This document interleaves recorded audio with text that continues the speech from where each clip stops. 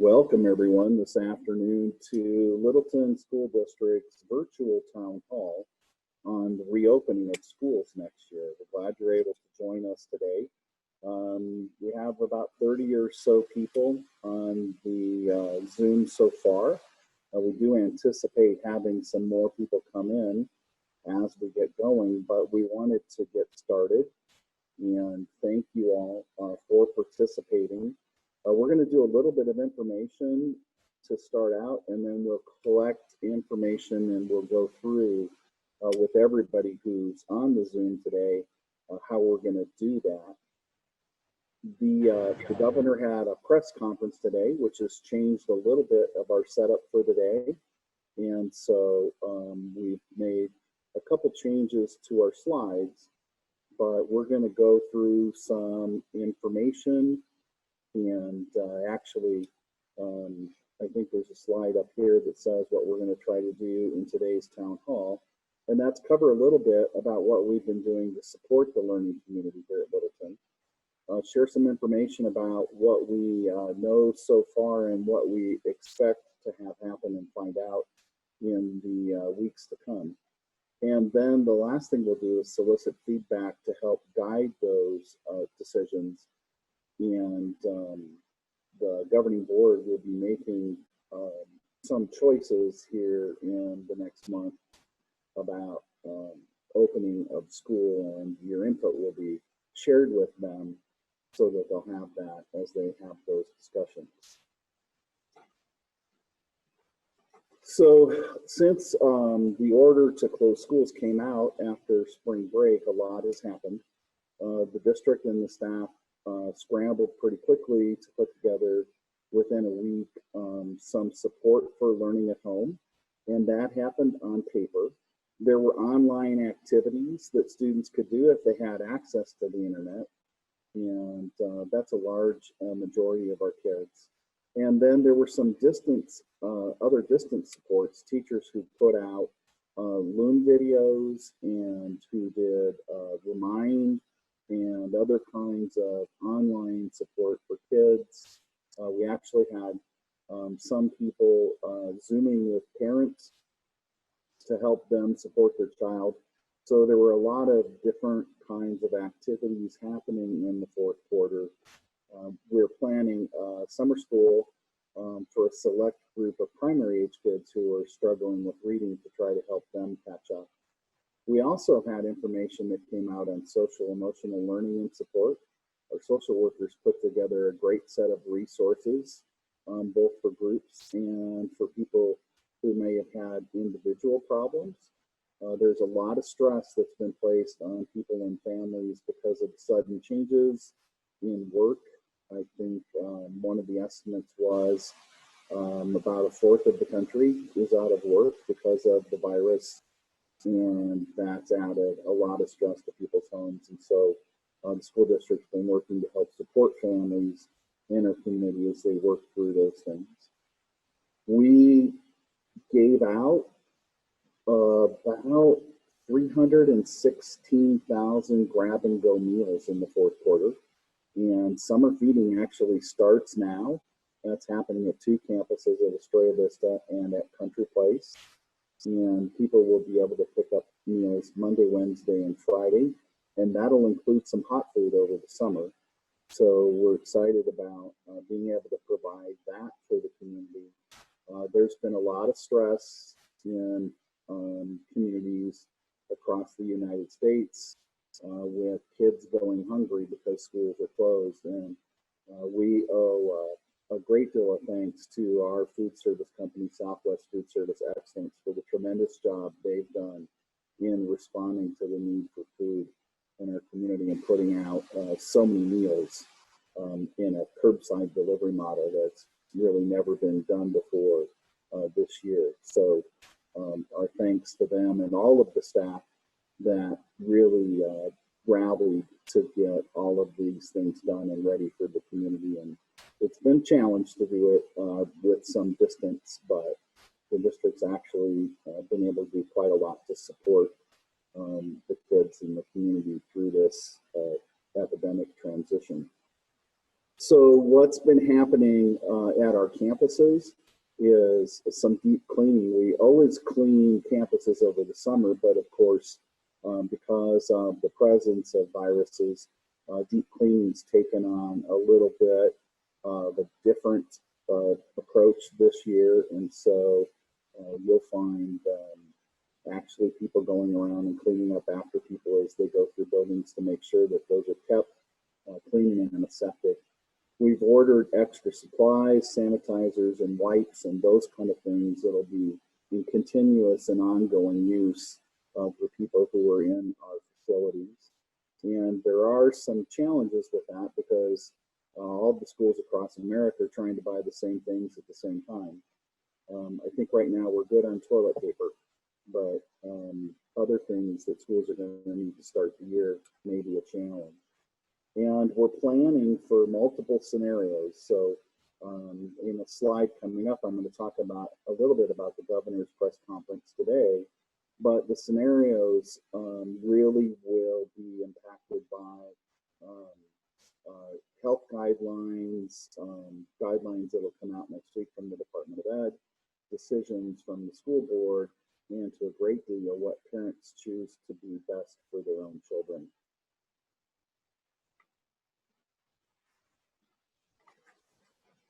So what we're doing right now is continually monitoring information that's being updated and coming out both at the national and the state levels.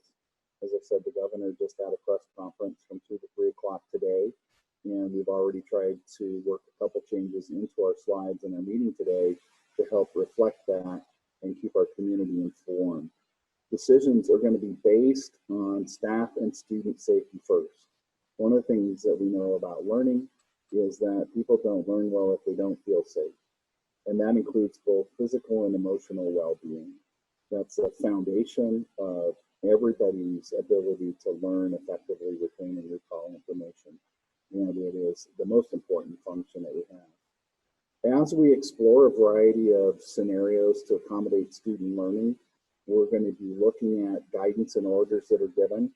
We got a hint today that there may be another executive order coming from the governor, but the flexibility that he referred to will need legislative action. And so we probably won't know more about that until this legislature has a special session sometimes later in June. So we're going to be paying attention to all of those things and trying to keep some flexibility in our planning until those things are known.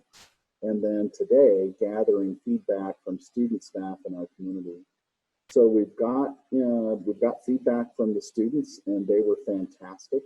We've had a session with staff, I think actually 2 sessions with staff now, and this is our second session with the community, and we'll be pulling all of that information together so that we can report that out and discuss that with the governing board on June 9th. So in the next slide, we have made some recommendations because some things were announced, or made some changes because some things were announced today. So Superintendent Hoffman and the Department of Education have a reopening task force. They're making recommendations for next year. And she's also been working closely with the health department. So we're hoping that some of those will be integrated into the recommendations. And it was announced today that those will be shared out on June 1st, which is going to be Monday. We'll all see those in their published form for the first time.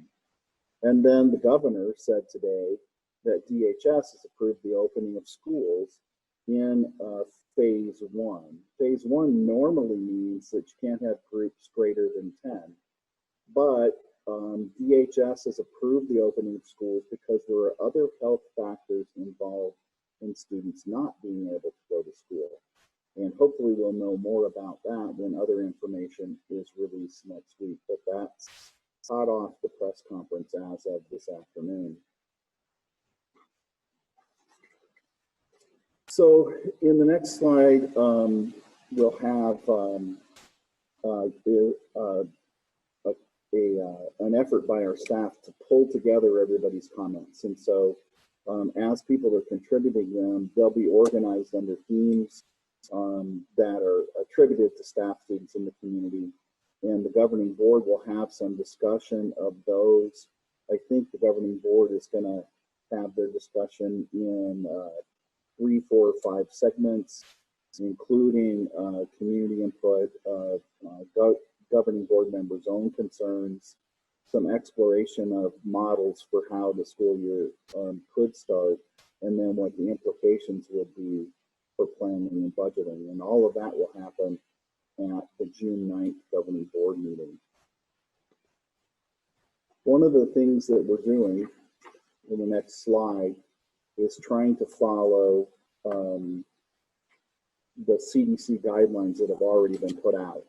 And those are a little challenging for us because they've been very general, but they include staying home when appropriate and not being out and being part of groups where viruses could spread, and continuing to educate the community on the topic. And that's part of what we're trying to do with the school district, is make sure that people are informed about what we're doing and what our expectations are. And then developing criteria for, oh, never put this on. They can't hear me?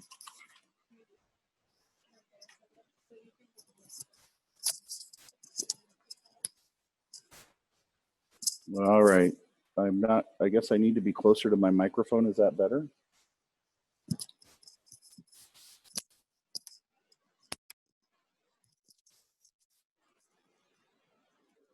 Okay, can you hear me now? Is that better? Do I need to back up? Should we back up a slide? Much better. I can hear somebody talking. Okay. So those strategies from the CDC include staying home, staying educated on what's happening with the virus, and developing criteria for the return to school. So some of the things that still need to be done is setting expectations for personal protection equipment, for cleaning, and the kind of supplies we'll need, and communicating those expectations. So we'll be sending out messages, posting signs, and those kind of things about what people should be doing when they're at the schools. All right, so let's look at the next slide and talk a little bit more about that. We have common areas, and those generally are going to be cafeteria and playground and things like that, where we have a lot of students in the same space. You might consider a classroom to be a common area because it holds about 30 people. But what we heard today from the health department is if that class stays together and we're not mingling classes, that's another layer of distancing that you can consider. Buses, of course, are a place where there's a lot of students, and we'll be being sure that those are cleaned and disinfected regularly. And then any kind of shared equipment and supplies will need to be wiped down, or we'll have to have some change in the sharing of that so that that's limited. We'll probably modify layouts around the school district, which means maybe some physical changes. You'll see plexiglass sneeze guards and partitions and those kinds of things that you've been seeing in other business places will probably appear in the school for next year, just to create an added layer of safety, and probably some guidelines for physical space and some spacing out of people. We will probably be limiting gatherings of people. And so what you heard the governor say today is that there probably will be Little League, but there probably won't be spectators. There may be professional sports that start out without people in the stands, and that would be a way to phase in. So we don't know that the governing board would start, for instance, our after school and extracurricular programs at the beginning of next year. If they did, however, there'd be limited gatherings, and there probably will be restrictions on people visiting campus so that those numbers are kept to a minimum. And we'll get some direction from the health department and the governing board next month on that. So parents should have received already.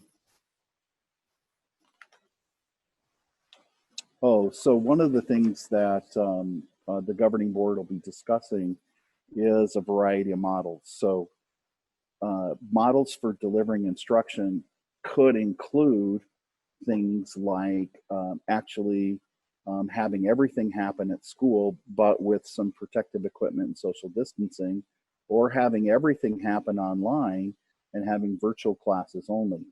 So all activities and events would be done over digital media, other kinds of paper and things like that.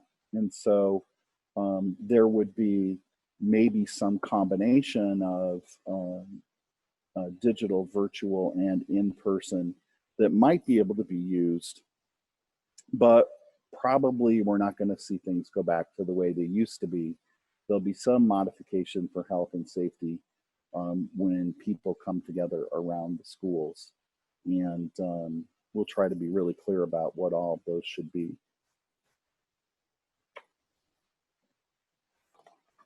All right, so parents should have received a link to a survey a week or so ago. I know we've had some parents to participate. It had been the standard practice of the school district to put out a parent survey at the end of the year. And this year we used some of the questions that are used every year. And we also added some different kinds of questions related to the fourth quarter, distance learning, and the school year coming up. And we had varied groups of people brainstorm possible questions that might be of interest to the community. Some of those questions are also going to be included in the presentation this evening. Some of the frequently asked questions that we hear are we going to open school like normal? And we just found out today we are going to be opening school, but it won't be like people have been used to. When will we return to school? And right now there hasn't been a change to the calendar, but that's a possibility depending on what other things need to happen logistically. Will we still have 180 days? And that right now is the law unless the legislature makes an exception. What options have been considered for online blended or distance learning? We're looking at a variety of ways that might happen, and that'll be a part of the discussion with the board on June 9th. Will we have health screenings? There probably will be some restrictions, but the way we understand the virus and its spread is that people can be contagious even though they're not symptomatic. So those will be things that we'll have to sort out in the next few weeks before school starts and get that information out to families. And what expectations will be in use or will be in place for using PPE? Will kids and teachers need to wear masks, for instance, when they're out and around the school? And those kind of things may be guidance from the county and from the health department, or they may need to come from the school district based on community input, input from our staff and input from our kids. So that still has to be decided. And will there be enough cleaning supplies for all the rooms? And right now we've been out purchasing cleaning supplies. We have enough to get started. And we're going to need to do some more procurement to increase our budget capacity in cleaning supplies so that can be continuous and ongoing. So right now we think we're good to start. And it seems like companies are ramping up because there's a greater market for that. So we'll be monitoring cleaning supplies and all the other kinds of supplies needed to make the changes for next year as we go. Well, I think that covers most of the background information where we're at and the things we've anticipated. So it's probably time for us to get to the portion of the program where we're going to ask you to provide some input.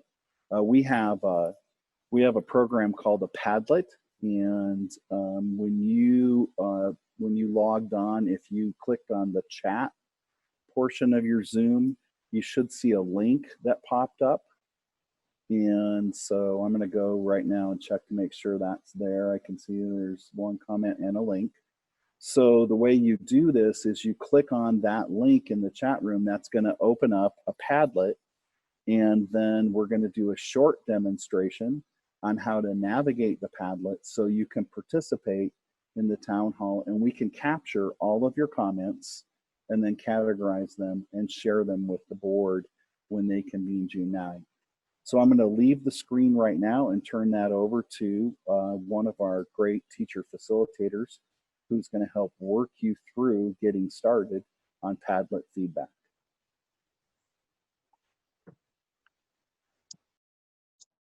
Good evening. I'm going to go ahead and, or good afternoon, actually. I'm going to go ahead and switch off the screen so I can show you.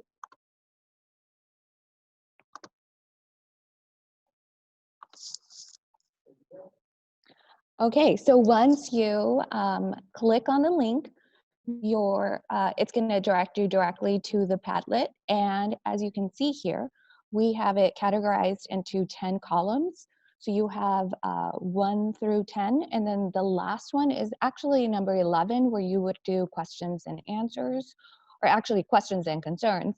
The way you add comments is you are going to click on the little plus, and then you're going to start typing in your questions and answers. And then the way you scroll over is you basically just move the mouse all the way to the right. And then at the very end, we have additional questions and concerns that you have.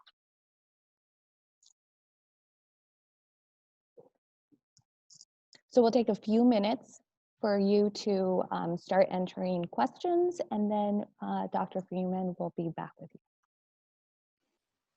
So what we'd like everybody to be able to do at this time is just work at your own pace through the questions. You don't have to answer them in order. And I think you can come back and add comments as you go if you think of something else.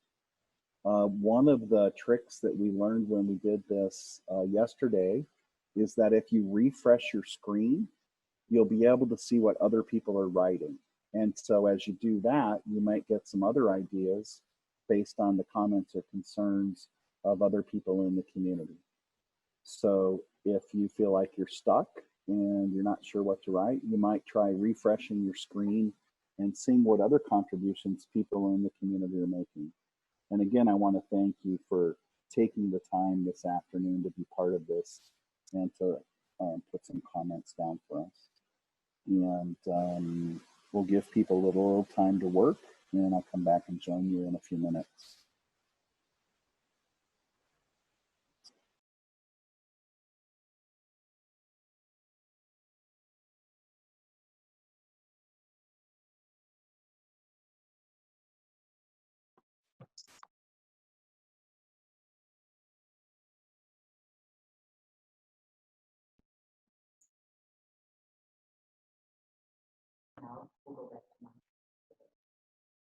As we are noticing, we believe that people are trying to write on the screen. I am basically sharing my screen with you so you can see what the Padlet looks like. But if you actually click on the chat, should be located at the bottom middle of your screen, and it says chat, or there's a red icon. If you click on it, you should be able to see a link. If you click on the link, then it will direct you to a different website where then it will look exactly how I'm sharing my screen.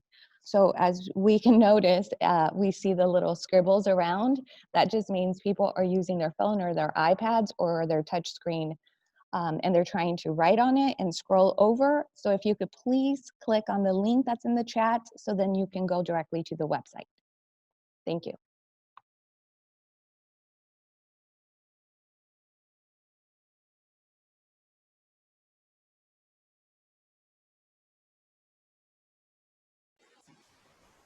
All right, we're getting some great comments now from people in the community, and your input's going to be very helpful.